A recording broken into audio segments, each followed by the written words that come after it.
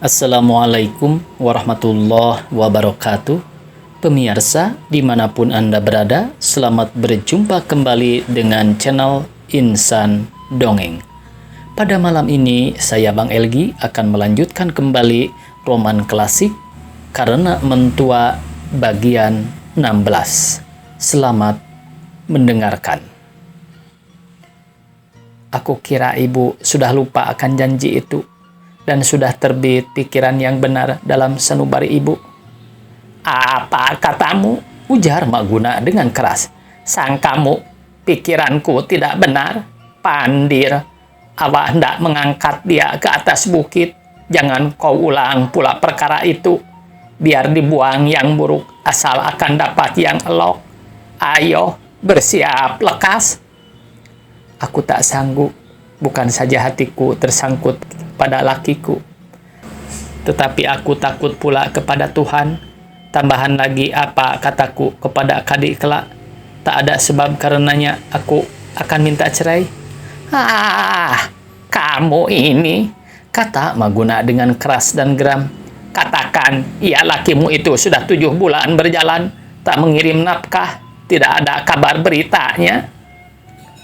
Dimisalkan aku berani berdusta demikian, menyebut yang bukan-bukan, tetapi kalau Kadi bertanya, masih sukakah engkau berlakikan dia?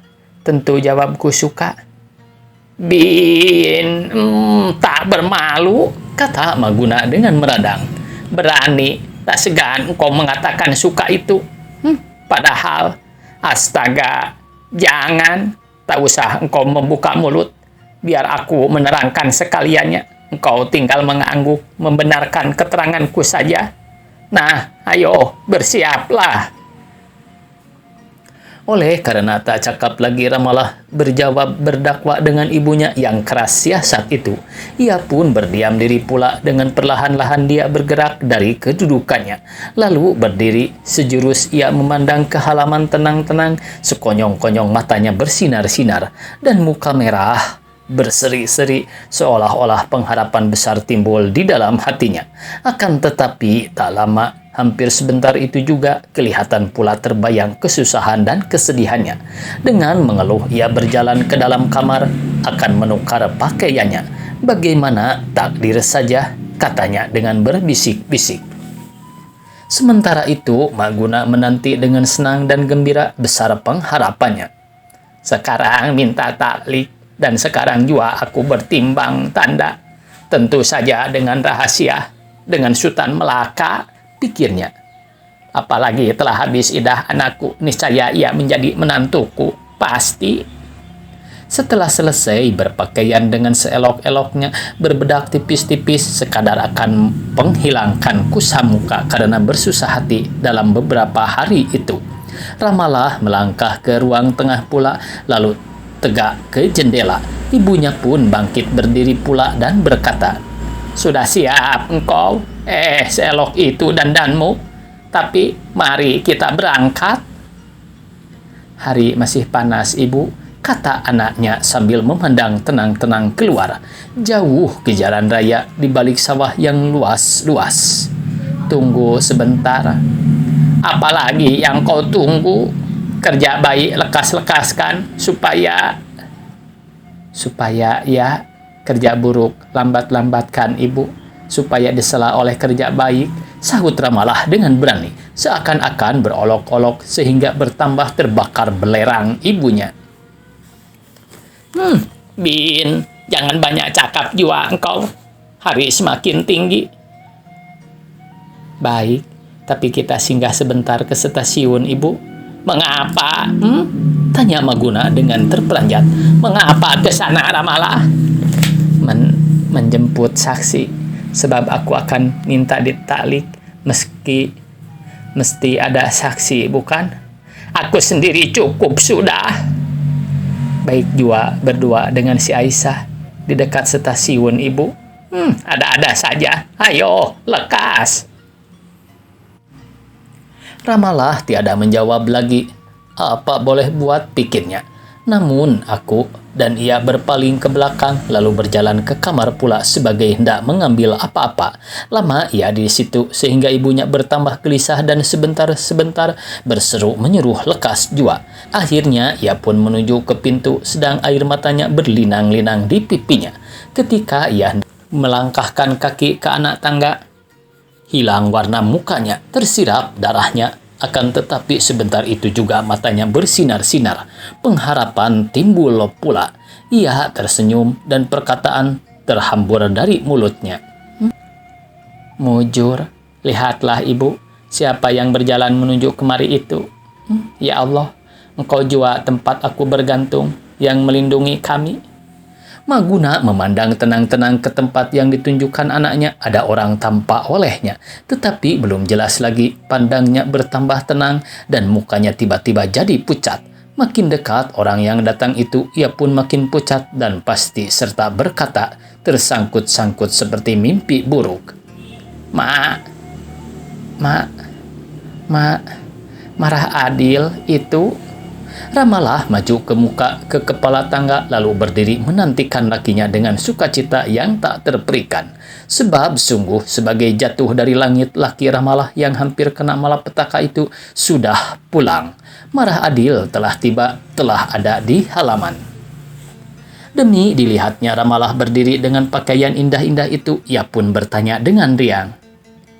Hei-lah, hendak kemana Adinda berdandan semacam ini? Kemana lagi, Kak? Kemana lagi? Kata istrinya sambil tersenyum manis. Obat lelah, perlerai demam. Kemana lagi kalau tidak hendak ke stasiun menyongsong Kakanda? Oh, jadi Adinda sudah tahu bahwa aku akan tiba hari ini. Sesudah mendapat surat dari Kanda, telah dapat hamba mengira-ngirakan, bahkan dapat menetapkan bahwa Kanda mesti tiba hari ini. Syukur Ramalah, kata Marah Adil seraya naik ke atas rumahnya. Tetapi mana ibu?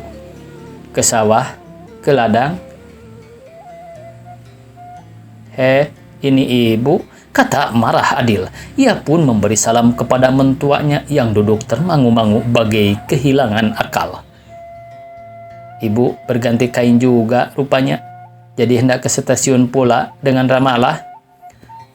Benar, kata Ramalah cepat-cepat. Kami sudah siap hendak berangkat. Alhamdulillah, tetapi untung tak jadi, kata Marah Adil dengan riang. Kalau jadi ibu dan Adinda ke sana, tentu berpayah-payah percuma saja. Aku naik oto dari Padang Panjang, barang-barangku masih ada di dalam oto sekaliannya. Perasaan dan pikiran Maguna betul-betul tak karuan. Sebentar ia memandang kepada Ramalah, sebentar kepada Marah Adil dengan terang kemalu-maluan. Sebentar itu juga pecah kabar di kampung halaman bahwa Marah Adil sudah pulang dengan selamat dan banyak membawa barang-barang untuk istrinya. Pecah kabar bahwa penggalasannya beruntung sehingga ia sudah dicap sebagai orang kaya muda pula. Kebanyakan ibu yang penyantun bersyukur karena kepulangan Marah Adil sedemikian telah meluputkan Ramalah daripada bencana yang dirancangkan oleh ibunya.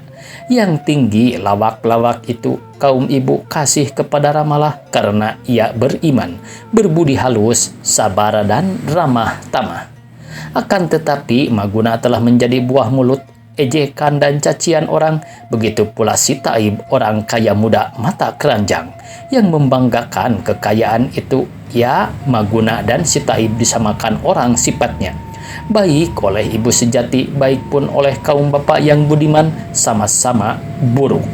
Orang-orang muda pun mencela perbuatan kedua manusia itu, sekalipun mereka tergila-gila juga sebagai si Taib akan kecantikan Ramalah yang ramah itu. Demi kabar itu sampai ke telinga Taib, gelar Sultan Melaka itu bukan main malunya. Tiada terlihat lagi muka orang kampung olehnya. Dengan diam-diam ia pun berangkat ke Padang, akan terus ke Bengkulu lagi. Pandang orang terhadap kepada Marah Adil sudah berlain daripada dahulu. Berkat pengalaman dalam dunia dagang, ia sudah pandai meletakkan sesuatu pada tempatnya, sudah pandai bergaul dengan sopan santun, baik sesama laki-laki, baik pun dengan perempuan, tua dan muda. Sebab itu ia sudah disegani dan dimalui orang, tabiat bertolong-tolongan ada padanya. Kalau tidak dengan uang, dengan tenaga dan jerih payah orang yang di dalam kesusahan selalu disokongnya. Meskipun ia telah disebut-sebut sebagai saudagar, namun selama di kampung ia senantiasa bekerja di sawah dan di ladang. Tanam-tanaman senantiasa dipeliharanya dan dijaganya sebaik-baiknya. Ramalah selalu ada di sisinya walaupun hal itu menjadikan Mak Guna semakin tidak suka kepadanya. Bahkan walaupun menantunya itu selalu jua menyindir-nyindir dan menyakiti hatinya, namun dia tak pernah diabaikannya. Pikirnya ibu Ramalah adalah ibunya jua, sebab itu ia harus dihormatinya dan dibelanja dengan baik. Demikian, maka sejak Marah Adil pulang dari perantauan, rumah tangganya aman dan sentosa, terpelihara sebagai kediaman orang tani yang sederhana hidupnya. Akan tetapi, perasaan dan keinginan hendak merantau sesungguhnya sudah menjadi darah daging bagi anak Minang, laki-laki dan perempuan. Istimewa bagi anak muda-muda, sebab semenjak kecil, bahkan semenjak lahir ke dunia, mereka itu telah didondang oleh ibunya dengan nyanyian. Oh Buyung, lekaslah besar, supaya dapat menuruti mamamu. Ke rantau orang, kawan, gantilah lekas dia menggalas.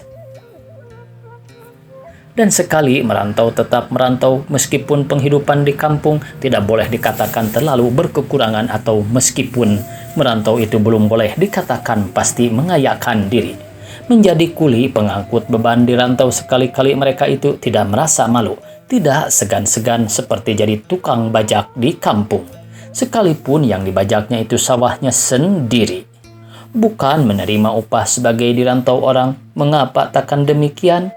Oleh karena pandang orang terhadap kepada orang yang hidup di kampung jauh lebih rendah daripada kepada orang perantauan. Pasak kampung masuk bilangan orang yang kurang dalam segala-galanya. Sebab itu barang siapa sudah pernah merantau baru sebulan, 2 bulan di rumah, niscaya sudah berasa bertahun, sehingga sudah ingin hendak berjalan lagi. Malah seperti ditolak-tolak atau diusir-usir mereka itu dengan halus. Pertanyaan sebagai tegur sapa di tengah jalan atau di mana saja 2-3 orang kenalan bertemu muka, mula-mula lain tidak. Hei, bila Sultan pulang, bagaimana penggalasan dan bila akan berjalan pula?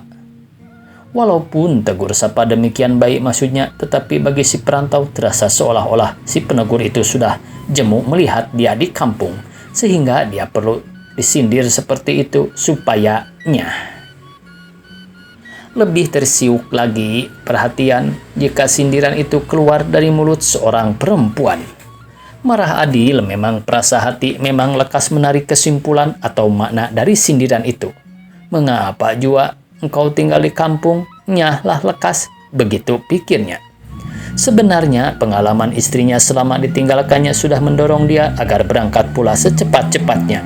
Tentu saja barang kemana ia pergi, Ramalah harus dibawanya, sebab meskipun bencana itu sudah diketahuinya dan sudah dihilangkannya dari ingatan, tetapi kadang-kadang bisik desuskan mulut gatal jua ke telinganya. Ia tidak tahan. Di rantau orang mungkin kami lebih aman agaknya. Apalagi ketika ia akan meninggalkan Lampung, Sultan Batuah pun telah memberi nasihat kepadanya supaya ia terus menggalas, ada bakat padanya akan jadi saudagar. Tak usah jauh-jauh, di daerah Sumatera Barat saja pun ia akan dapat mempergunakan kepandaian atau kecakapan berniaga yang telah dimilikinya. Oleh sebab itu, tak kalah ia singgah di kota Padang, ia telah melihat-lihat penggalasan di pasar kampung Jawa yang ramai. Lantas angannya, dan ketika ia terus pulang, dipanjarlah sebuah kedai di sana. Kira-kira 2 bulan kemudian ia pun berangkat ke Padang pula. Mula-mula seorang diri saja. Pertama akan menerima dan mengisi kedai yang telah dipanjarnya itu. Kedua akan mencari rumah tempat diam dengan istrinya.